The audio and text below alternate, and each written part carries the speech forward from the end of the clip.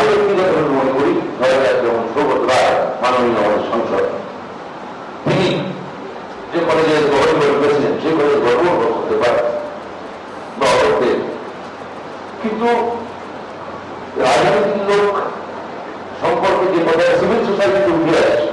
রাজনৈতিক লোকের কতটা প্রবেশাধিকার থাকবে বলে বা কি যোগ্যতায়, যদি তার তেমন যদি পড়াশোনা না থাকে তিনি কি কলেজে ঢুকতে পারেন, এটা গণমাধ্যমের একটা অংশের বড় অংশের চর্চার বিষয়। এই গণমাধ্যম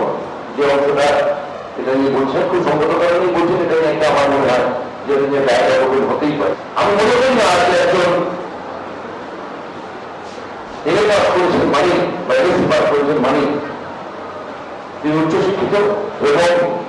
যথাযথ ডিগ্রি তিনি অল্প